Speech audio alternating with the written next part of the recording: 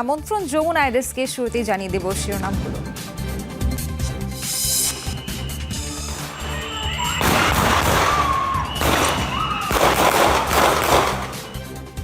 যুক্তরাষ্ট্রে আবারও আইসিইর নৃশংসতা, ফেডারেল এজেন্টদের গুলিতে নিহত আরও এক মার্কিনী, ব্যাপক বিক্ষোভের রণক্ষেত্র মিনিয়াপোলিস। মার্কিন প্রতিরক্ষা কৌশলে পরিবর্তন, চীনকে আর প্রধান হুমকি হিসেবে না দেখে ভূখণ্ডের নিরাপত্তা নিশ্চিতই লক্ষ্য, ইউরোপীয় মিত্রদের সহায়তা কমানোর সিদ্ধান্ত। সিরিয়ায় এসডিএফ এর সুবিশাল টানেল নেটওয়ার্ক খুঁজে পাওয়ার দাবি সরকারি বাহিনীর, অস্ত্র মজুত সহ হামলা পরিচালনায় সুড়ঙ্গগুলোর ব্যবহারের অভিযোগ।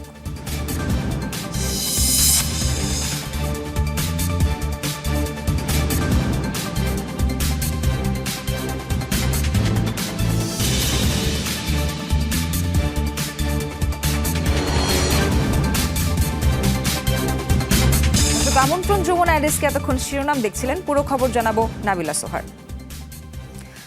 আবারও যুক্তরাষ্ট্রের অভিবাসন সংস্থা আইসিইর কর্মকর্তাদের গুলিতে ঝরল প্রাণ। এবারের শিকার মার্কিন নাগরিক অ্যালেক্স প্রেটি। মিনিয়াপোলিসে অভিযান চলাকালে তিনি ভিডিও করছিলেন। এ সময় ফেডারেল এজেন্টরা চড়াও হয়। নির্মমভাবে পেটানোর পর কয়েক দফা গুলিও ছড়ে। মর্মান্তিক এ ঘটনায় ফের উত্তপ্ত শহরটি। সরকারের সাফাই, আত্মরক্ষায় গুলি চালিয়েছে অভিবাসন কর্মকর্তারা। বেধড়ক মারধরের শিকার অ্যালেক্স প্রেটি। চড়াও হওয়া ৬-৭ জনের সবাই অভিবাসন বিষয়ক সংস্থা আইসিইর কর্মকর্তা। এক পর্যায়ে তার ওপর ছোড়া হয় এলোপাতাড়ি গুলি। মিনিয়াপোলিসের রাস্তায় পড়ে থাকে অ্যালেক্সের নিথর দেহ। রেনেগুটকে হত্যার ৩ সপ্তাহেরও কম সময়ের মাঝে আবারও ফেডারেল কর্মকর্তাদের গুলিতে প্রাণহানি। ৩৭ বছরের অ্যালেক্স পেশায় একজন নার্স। জন্মসূত্রে সে ইলিনয়ের নাগরিক। শনিবার মিনিয়াপোলিসে অভিবাসন কর্মকর্তাদের এক অভিযানের ভিডিও ধারণ করছিলেন তিনি। সে সময় শিকার হন এই নির্মম অত্যাচারের। এজেন্টদের এমন বেপরোয়া আচরণে ফের বিক্ষোভে উত্তাল মিনিয়াপোলিস। সড়কে নামেন শত শত বাসিন্দা। তাদের ছত্রভঙ্গে টিয়ার গ্যাস ছোড়ে নিরাপত্তা বাহিনী। ধরপাকড়, পাল্টাপাল্টি সংঘর্ষে মিনিয়াপোলিসের সড়ক পরিণত হয় রণক্ষেত্রে।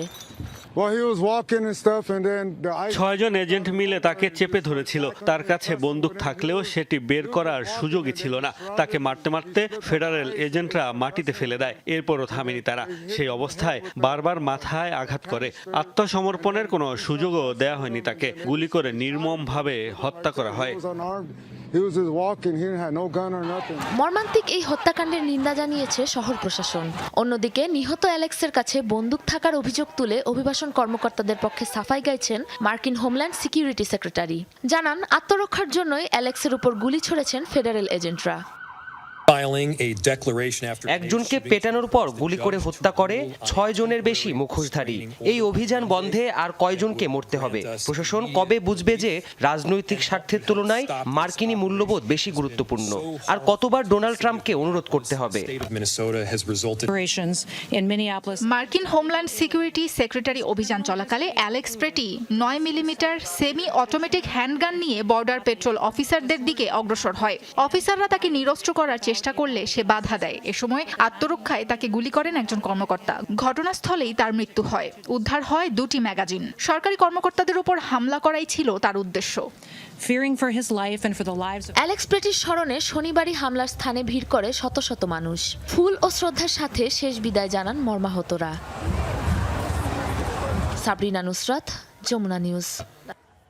চীনকে আর প্রধান হুমকি বিবেচনা করে না যুক্তরাষ্ট্র। দেশটির নতুন জাতীয় প্রতিরক্ষা কৌশলে মার্কিন ভূখণ্ড ও পশ্চিম গোলার্ধের নিরাপত্তাকে মূল লক্ষ্য হিসেবে চিহ্নিত করা হয়েছে। এছাড়াও ইউরোপীয় মিত্রদের সহায়তা দেয়া সীমিত করার সিদ্ধান্ত নিয়েছে ট্রাম্প প্রশাসন। মার্কিন স্বার্থে গ্রিনল্যান্ডকে নিরাপদ রাখার কথা উল্লেখ করা হয়েছে প্রতিবেদনে। শুক্রবার প্রকাশিত ৩৪ পৃষ্ঠার এই নথিতে আগের কৌশলে উল্লেখযোগ্য পরিবর্তন এনেছে ওয়াশিংটন। ৪ বছর পরপর জাতীয় প্রতিরক্ষা কৌশল প্রকাশ করে যুক্তরাষ্ট্র। তারই ধারাবাহিকতায় ২০২২ সালের পর গত শুক্রবার পেন্টাগনের ওয়েবসাইটে প্রকাশিত হয়েছে ৩৪ পৃষ্ঠার নথি।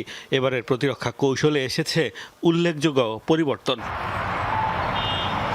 দীর্ঘকাল ধরে চীনকে শীর্ষ ঝুঁকি বিবেচনা করে এসেছে যুক্তরাষ্ট্র। আগের সেই নীতি থেকে সরে এসেছে মার্কিন প্রশাসন। এখন মার্কিন ভূখণ্ডের নিরাপত্তা ও পশ্চিম গোলার্ধ নিয়ে সবচেয়ে বেশি উদ্বিগ্ন ওয়াশিংটন। বেইজিংয়ের সাথে সংঘাতের পরিবর্তে নিজেদের শক্তিমত্তা ও সামর্থ্যের মাধ্যমে ভারসাম্যপূর্ণ সম্পর্কে জোর দেবে দেশটি। নতুন প্রতিরক্ষা কৌশলে কানাডা, মেক্সিকো ও ইউরোপীয় মিত্রদের দেয়া সহায়তা কমানোর সিদ্ধান্ত নেওয়া হয়েছে। রাশিয়াকে ন্যাটোর পূর্বাঞ্চলীয় সদস্যদের জন্য স্থায়ী তবে নিয়ন্ত্রণযোগ্য হুমকি আখ্যা দেওয়া হয়েছে। বলা হয়েছে, রাশিয়া ও উত্তর কোরিয়ার হুমকি মোকাবেলায় মিত্র দেশগুলোর কাছ থেকে আরও বেশি দায়িত্ব ভাগাভাগির প্রত্যাশা করে মার্কিন সরকার। পেন্টাগনের চতুর্থ অগ্রাধিকার প্রতিরক্ষা শিল্পের ভিত্তি পুনর্নির্মাণ। গ্রিনল্যান্ড ও পানামা খালকে দেওয়া হয়েছে বিশেষ গুরুত্ব। বলা হয়েছে, যুক্তরাষ্ট্রের মূল ভূখণ্ডের সুরক্ষার জন্য এসব অঞ্চলকে নিরাপদ রাখা জরুরি। ইরানকে পারমাণবিক অস্ত্রের মালিক হতে দেয়া হবে না বলেও উল্লেখ করা হয়েছে নথিতে। প্রতিবেদনে বলা হয়েছে, এতদিন ধরে মার্কিনীদের স্বার্থ উপেক্ষা করা হয়েছে। যুক্তরাষ্ট্র এখন আর মার্কিন নাগরিকদের তুলনায় বিশ্বের অন্য কারো স্বার্থকে সমান বিবেচনা করবে না। আর তাই প্রতিরক্ষা কৌশলে আনা হয়েছে ব্যাপক পরিবর্তন। গত ডিসেম্বরে প্রকাশিত জাতীয় নিরাপত্তা কৌশলের উপর ভিত্তি করেই প্রতিরক্ষা কৌশল সাজিয়েছে পেন্টাগন। নিরাপত্তা কৌশলেও পশ্চিম গোলার্ধকে প্রধান অগ্রাধিকার নির্ধারণ করা হয়েছিল। মোস্তফা মাহমুদ, যমুনা নিউজ। বিতর্কের জেরে ন্যাটো ইস্যুতে নিজের মত পরিবর্তন করেছেন মার্কিন প্রেসিডেন্ট ডোনাল্ড ট্রাম্প। শনিবার ট্রুথ সোশ্যালের এক পোস্টে তিনি আফগানিস্তানে লড়াই করা যুক্তরাজ্যের সেনাদের মহান ও সাহসী আখ্যা দেন। তবে দুদিন আগে এ নিয়ে ভিন্ন মন্তব্য করেছিলেন তিনি। ফক্স নিউজকে দেওয়া সাক্ষাৎকারে বলেছিলেন, আফগানিস্তানে ন্যাটো কিছু সেনা পাঠালেও তারা সম্মুখ সমরে ছিল না। এই মন্তব্যের পরপরই ন্যাটো জোটভুক্ত ইউরোপীয় দেশগুলোর তীব্র সমালোচনার মুখে পড়েন ডোনাল্ড ট্রাম্প। কঠোর প্রতিবাদ জানান আফগান যুদ্ধে অংশ নেয়া ন্যাটোর সেনা কর্মকর্তারা। যুক্তরাজ্যের প্রধানমন্ত্রী কের স্টারমারও মার্কিন প্রেসিডেন্টের মন্তব্যকে অপমানজনক ও নিন্দনীয় বলে ক্ষোভ ছড়েন।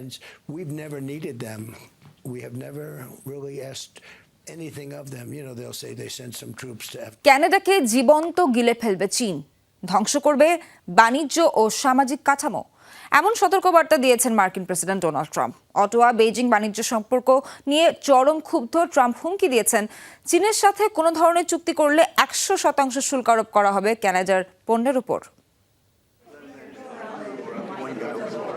প্রেসিডেন্ট হিসেবে চলতি মেয়াদে দায়িত্ব গ্রহণের আগে অটোয়ার সাথে বিভেদের সূচনা করেছিলেন ডোনাল্ড ট্রাম্প।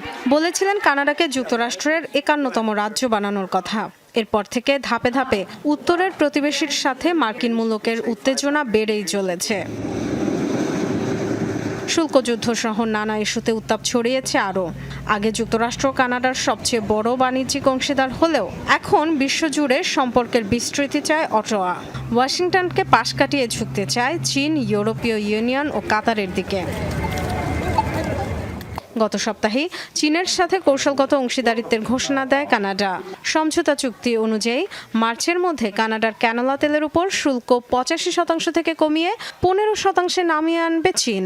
বিপরীতে চীনের বৈদ্যুতিক যানের উপর শুল্ক কমিয়ে 6.1% নির্ধারণ করবে কানাডা, যা আগে ছিল 100%। এখানেই শেষ নয়, দাভোসে বিশ্ব অর্থনৈতিক ফোরামে চীনকে বিশ্বস্ত অংশীদার আখ্যা দেন কানাডার প্রধানমন্ত্রী মার্ক কার্নি। চীনের কাছ থেকে বিনিয়োগ আদায়ে উৎসাহিত করেন ইউরোপীয় নেতাদের।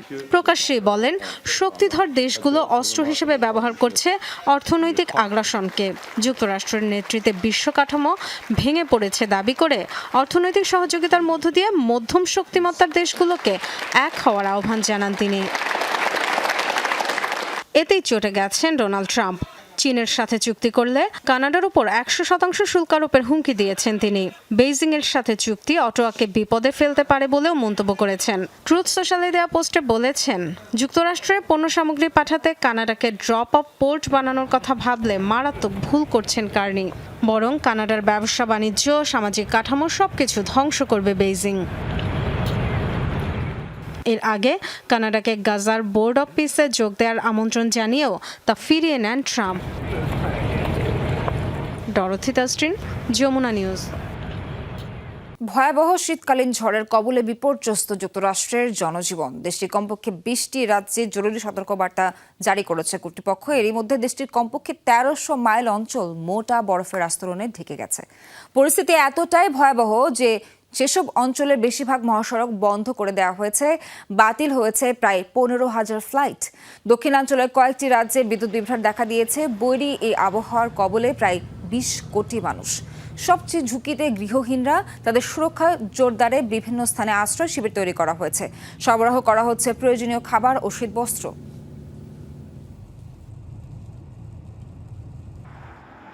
কোনো সিদ্ধান্ত ছাড়াই শেষ হয়েছে যুক্তরাষ্ট্রের মধ্যস্থতায় রাশিয়া ইউক্রেন বৈঠক। সংযুক্ত আরব আমিরাতের আবুধাবিতে 2 দিন ধরে চলে ত্রিপাক্ষিক আলোচনা।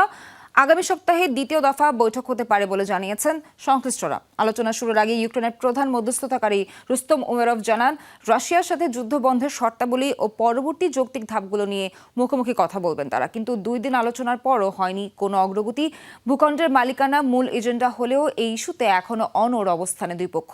বৈঠকে যুক্তরাষ্ট্রের পক্ষে আলোচনায় অংশ নেন ডোনাল্ড ট্রাম্পের জামাতা জ্যারেড কুশনার ও বিশেষ দূত স্টিভ উইটকফ।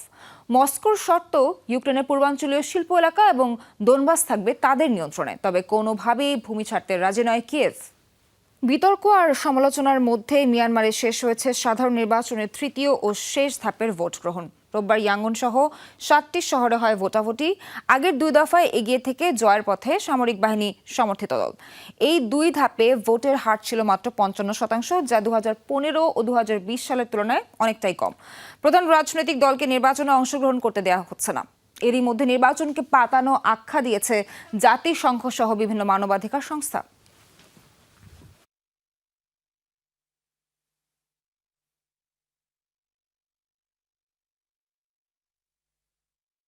সিরিয়ার আয়ন ইসা সহ বেশ কিছু শহরে এসটিএফ এর তৈরি করা টানেল নেটওয়ার্ক খুঁজে পেয়েছে সরকারি বাহিনী। অভিযোগ, সরকারি বাহিনীকে দমাতে এই টানেল ব্যবহার করত এসটিএফ যোদ্ধারা। রাখা হতো অস্ত্রের মজুদ। বসবাসের জন্য ছিল বেশ কিছু গোপন কক্ষ। সিরীয় বাহিনীর দাবি, পালিয়ে যাওয়া বাসিন্দাদের বাড়িঘর আর পরিত্যক্ত হাসপাতালের মতো স্থাপনাকেই বেছে নেওয়া হতো সুড়ঙ্গ তৈরির ঘাঁটি হিসেবে। আপাত দৃষ্টিতে এটিকে নিতান্তই সাধারণ একটি বাড়ি ভেবে ভুল করবে বেশিরভাগ মানুষ। তবে এরই নিচে জালের মতো ছড়িয়ে ছিটিয়ে আছে বিশাল টানেল নেটওয়ার্ক। সিরিয়ার সরকারি বাহিনীকে প্রতিহত করতে এই বিশাল সুড়ঙ্গের জাল তৈরি করেছিল কুর্দি নেতৃত্বাধীন এসডিএফ বাহিনী। সম্প্রতি গোষ্ঠীটির নিয়ন্ত্রণাধীন কয়েকটি অঞ্চল দখলে নেওয়ার পর এগুলোর হদিস পায় সরকারি বাহিনীর সদস্যরা। এসব সুড়ঙ্গের গোপন কক্ষে রীতিমতো বসবাস করতেন এসডিএফ যোদ্ধারা। মজুত করে রাখা হতো বিভিন্ন অস্ত্র ও গোলাবারুদ। মাটির নিচে এসব সুড়ঙ্গে প্রয়োজনীয় সকল কিছুই আছে। এখানে তারা বাস করত। তাদের বইপত্র ঘেঁটে আপনি তাদের মতাদর্শের বিষয়েও ধারণা পাবেন। সরকারি বাহিনীকে এসব সুড়ঙ্গ খুঁজে পেতে সাহায্য করছে স্থানীয়রাও। কোনো বাসিন্দার অভিযোগ, তাদের অনুপস্থিতিতে বাড়ির মেঝে খনন করে এই টানেল বানিয়েছে এসডিএফ।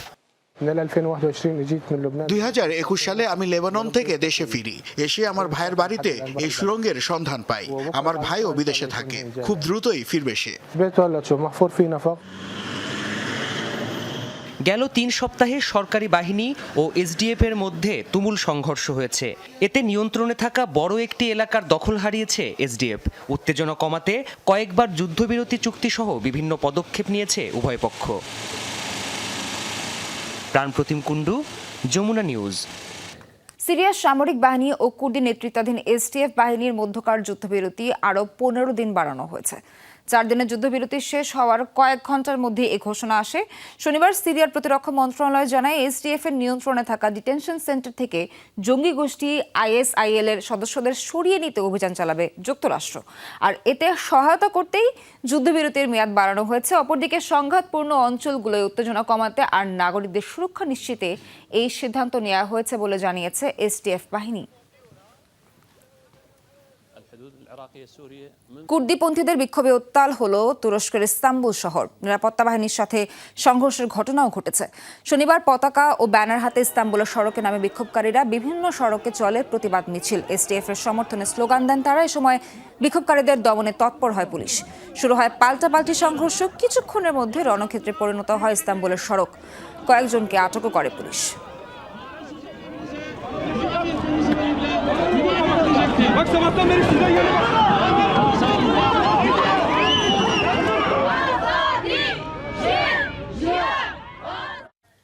গাজায় বারবারই যুদ্ধবিরতি উপেক্ষা করছে ইসরায়েলি বাহিনী। চালিয়ে যাচ্ছে নির্যাতন নৃশংসতা। উপত্যকার বিভিন্ন এলাকায় আইডিএফের চালানো অভিযানে 2 কিশোর সহ প্রাণ হারিয়েছে 3 জন, আরও বেশ কয়েকজন আহত। বেথলাহিয়া এলাকায় ড্রোন থেকে ফেলা বোমা বিস্ফোরণে প্রাণ হারায় এই 2 কিশোর। মধ্য গাজা, উত্তরে জাবালিয়া ও দক্ষিণের খান ইউনিসেও হয়েছে গুরুতর হামলা। আহত হয়েছেন বেশ কয়েকজন ফিলিস্তিনি। যুদ্ধবিরতি চুক্তির আওতায় আইডিএফ সদস্যরা উপত্যকার মূল অংশ থেকে সরে গেলেও নিয়মিত চলে বিমান বাহিনীর হামলা। এ নিয়ে ইসরায়েলি বাহিনীর হামলায় ফিলিস্তিনিদের প্রাণহানি ছাড়িয়েছে ৭১,৫০০।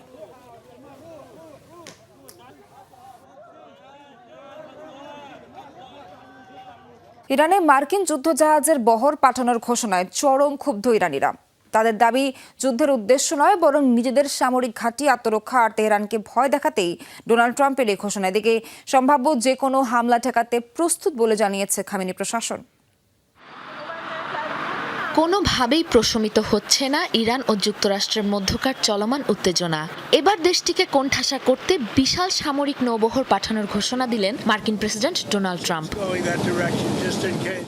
ট্রাম্পের এই ঘোষণার পর চটেছে ইরানিরা। যুদ্ধের উদ্দেশ্যে নয় বরং নিরাপত্তার শঙ্কায় তেহরানকে ভয় দেখাতেই এই ঘোষণা, বলছেন অনেকে।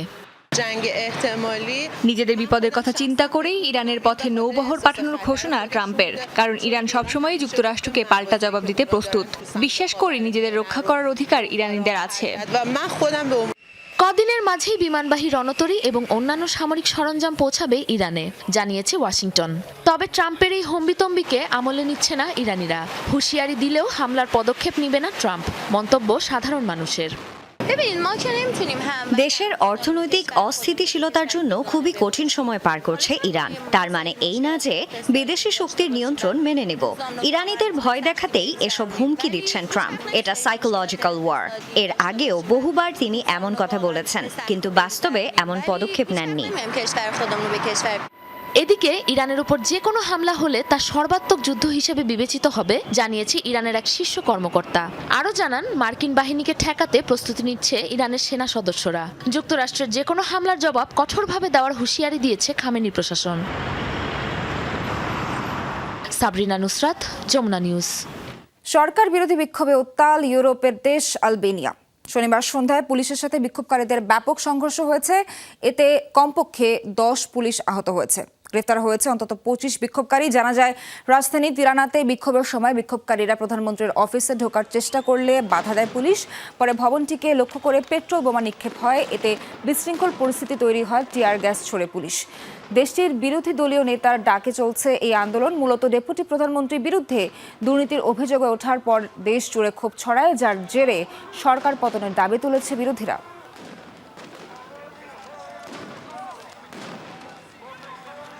ইন্দোনেশিয়ার জাভা প্রদেশে ভূমিধসে প্রাণহানি বেড়ে দাঁড়িয়েছে 10 জনে। এখনও নিখোঁজ কমপক্ষে 80 জন। তাদের উদ্ধারে চলছে তল্লাশি অভিযান।